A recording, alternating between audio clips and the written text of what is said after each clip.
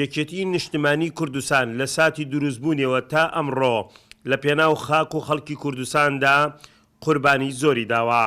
هەر بۆیە نازناوی حزبی شەهیدانی پێدراوە و لە ڕۆژی شەهیدانی یەکێتی نیشتمانی کوردستاندا ئەندامان و لایەنگرانی یەکێتی نیشتمانی کوردستان بەڵێن دووپات دەکەنەوە درێژە پێدەری ڕێبازی شەهیدان بن.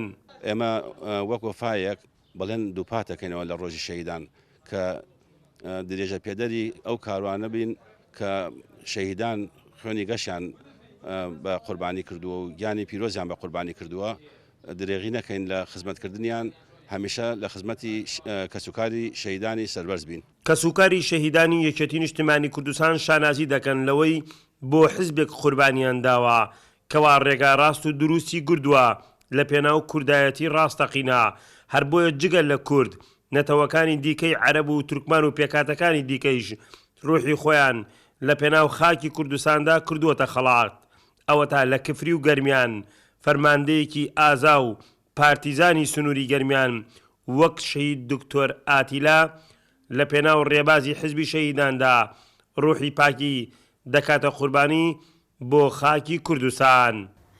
من ڕۆژی شەهیدی یەکێتی بە ڕۆژێکی پیرۆزدا ئەنێم، بە ڕۆژێکی ئاشتەوانیدا ئەنێم، بە ڕۆژێکی ئیتر پیرۆزە لەلام بەگشتەوەیە، چکەم ئێمە لە 86 تا ئیسا خوێنمان ڕێشتەوە بۆ یەکێتی و یەکێتیمان پەروەردە کردەوە و یەکێتیمان بە یەکۆناوە لە کشت قوش و قوشبینە.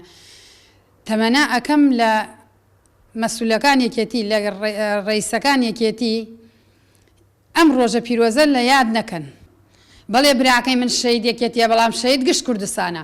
ئەو کاتە بەحس دای لە سێدارە نەیەوت ئەمە یەکێتیە و ئەمە پارتیە و ئەمە هینە بەس کورد بی و بۆ کوردایەتی ئێمە ئەمان کرد.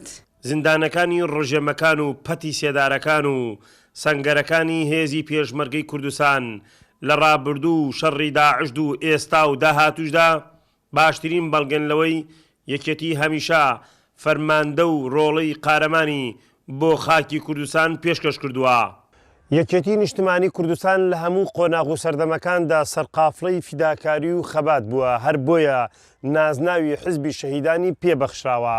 لە ئێستادا و لە ڕۆژی شەهیدانی یەکێتیدا کەسوکاری شەهیدان و ڕوحی پاکی شەهیدان داوای ئەومان لێ دەکات کەوا هەموو لایەک دەستکەوتەکان بپارێزن و هەنگاو بنەن بۆ ئایندەیەکی باشتر بۆ کورد و کوردستان و تێپەڕاندنی قەیرانەکان و ئاسوودەبوونی ڕوحی پاکی شەهیدان. حەیدەر ئەحمەد، کەناڵی گەلی کوردستان، کفری.